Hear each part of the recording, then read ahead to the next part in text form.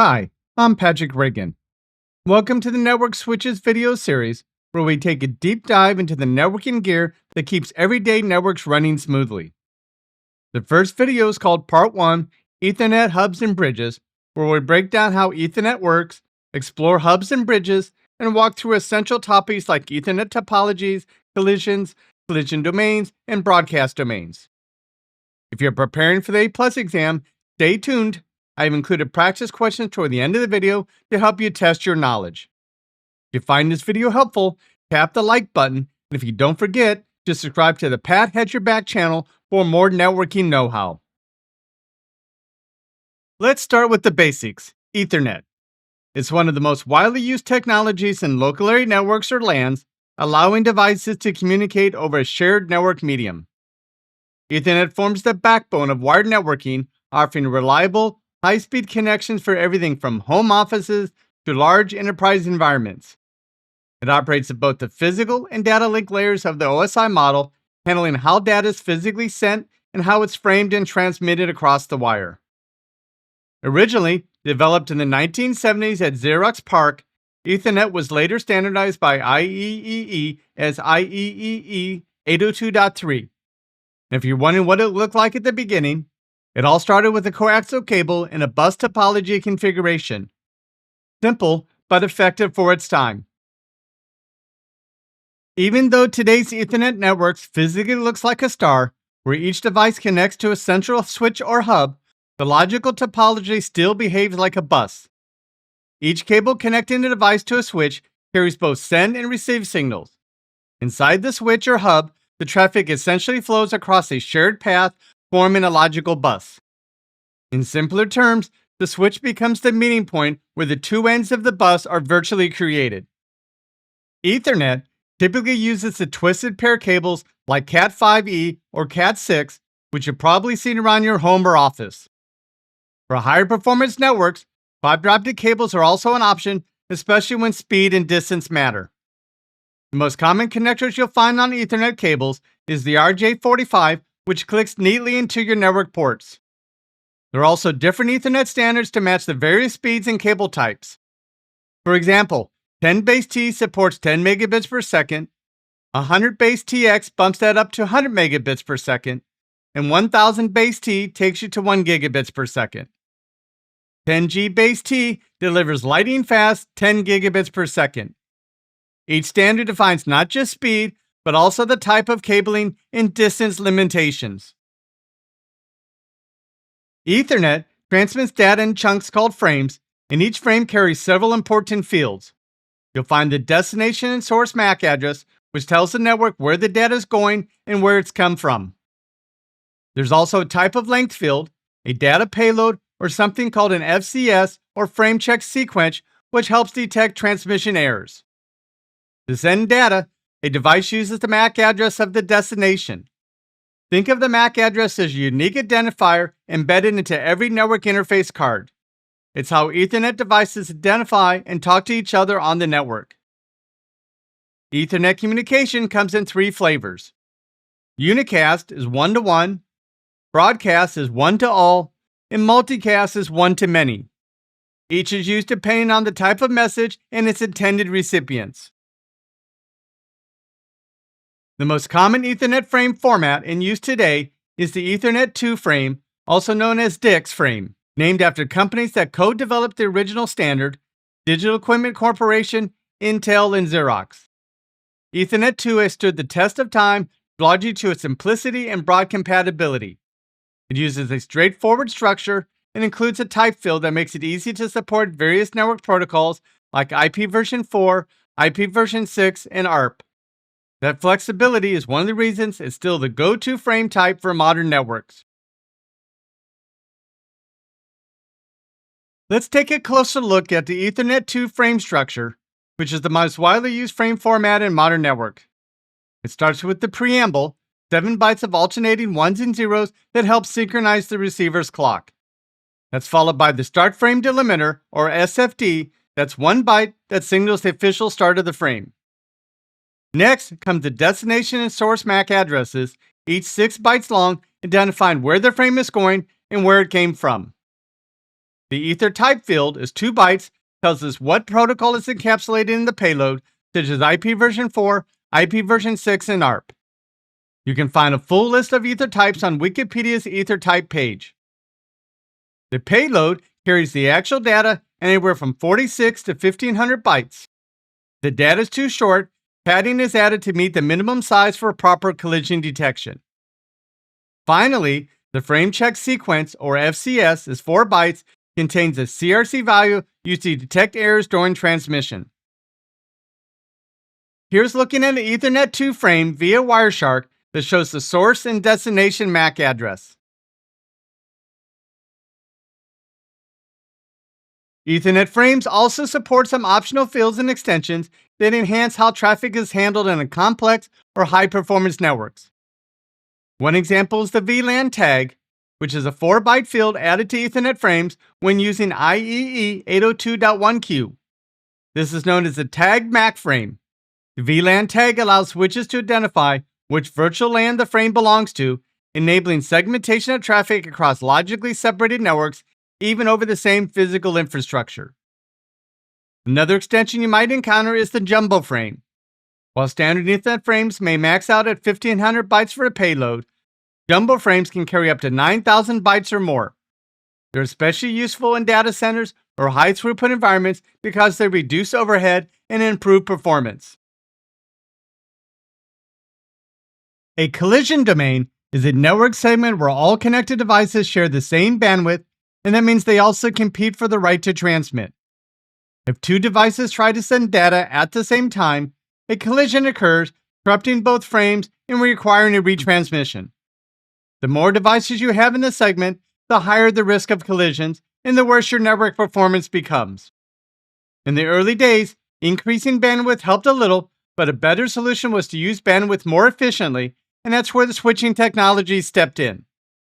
Before switches, we used hubs, which were essentially multi-port repeaters. Any data received on one port was repeated to every other port, meaning all nodes were part of the same collision domain. So even though devices have individual cables, they were still sharing the same logical bus and stepping on each other's transmissions. Legacy Ethernet networks use an access method called Carrier Sense Multiple Access with Collision Detection, or CSMA/CD. Here's how it works. When a computer wants to transmit data, it first listens to the network, and that's the carrier sense part, to make sure no one else is talking. If the line's clear, it goes ahead and sends the data. But here's the catch. It's possible 2 devices check the line and transmit at the exact same time. This causes a collision, corrupting both data packets. When a device detects a collision, it immediately sends out a jamming signal to notify all other devices. Everyone stops transmitting. Then each device waits a random back-off interval before trying again. The more devices and the more traffic, the more likely collisions become, which can quickly bog down the entire network. That's why modern networks use switches, which eliminate collision domains altogether by creating dedicated bandwidth between devices. A bridge is a network device used to connect 2 or more separate subnetworks, forming a single unified network. It's essentially useful when all connected segments use the same protocol, typically Ethernet, and you want to extend the network while improving performance. Operating at layer 2 of the OSI model, a bridge inspects the MAC addresses and frames to make forwarding decisions. One of its key jobs is to split up collision domains, reducing congestion by keeping local traffic from flooding the entire network. In essence, bridges help form more efficient and scalable networks by segmenting traffic intelligently. Bridges operate at layer 2 of the OSI model, meaning they make decisions based on MAC addresses, not IP addresses. When a frame arrives at one of its ports, the bridge examines the source MAC address and records it, along with the port number it came from, in a table called the Forwarding Database, or FDB. Over time, this table learns where devices are located on the network.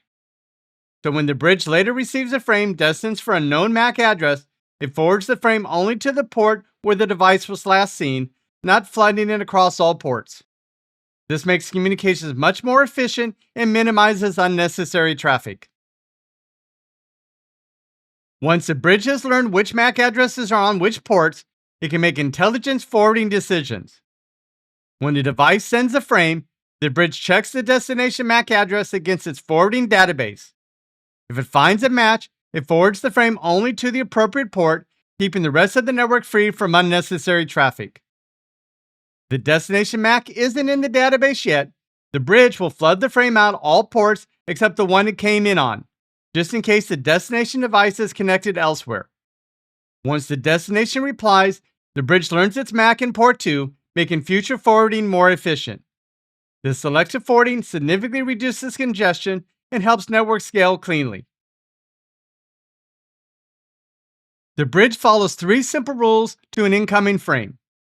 If its source and destination addresses are the same, ignore the frame.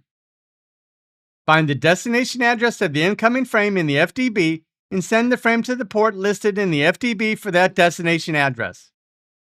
If destination address is not in the FDB, it is unknown, send frame to all ports or flood it except to the port it came in on.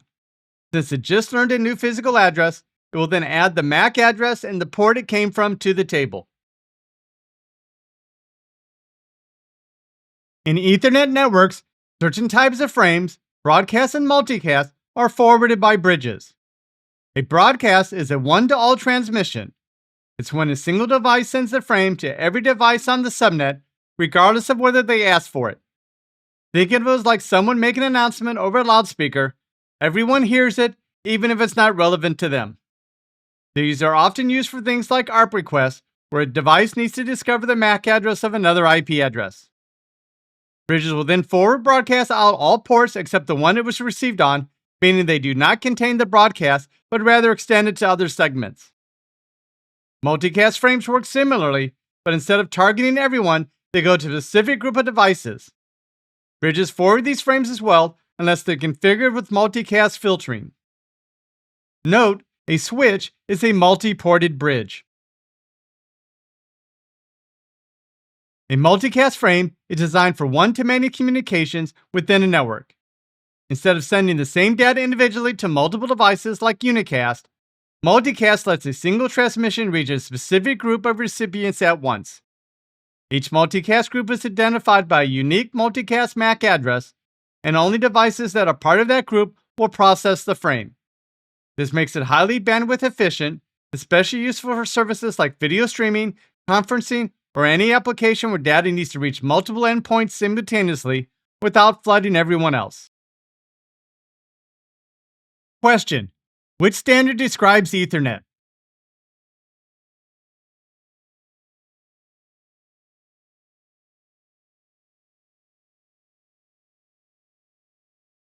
Answer: 802.3.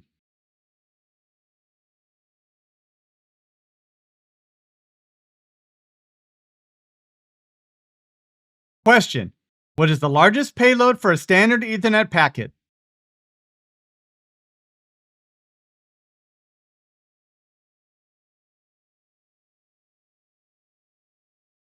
Answer: 1500 bits.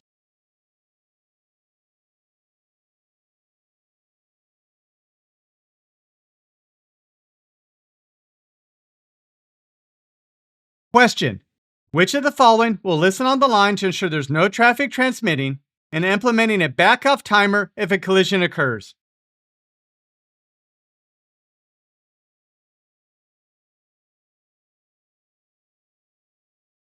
Answer: DSMA/CD.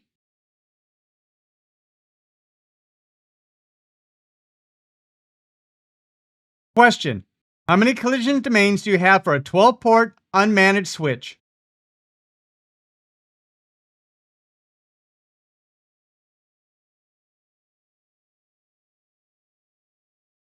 Answer: 12.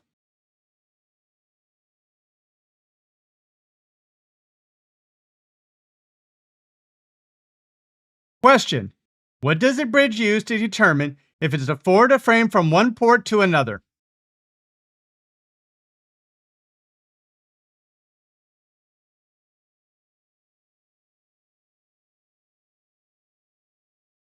Answer: MAC addresses.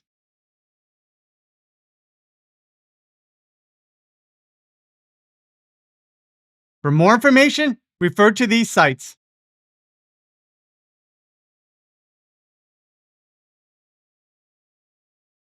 In summary, Ethernet is a widely used technology for local area networks, enabling devices to communicate with each other through a common network medium. It was developed in the 1970s by Xerox PARC and later standardized by IEEE as IEEE 802.3. Ethernet data is transmitted in frames, which includes fields for destination and source MAC addresses, type and length, data payload, and error checking. When a network device wants to access a legacy Ethernet network, the access method used is the Carrier Sense Multiple Access with Collision Detection, or CSMA/CD. A collision domain is a network segment in which all devices share the same bandwidth. A bridge is a network device that connects multiple subnetworks to create a single network.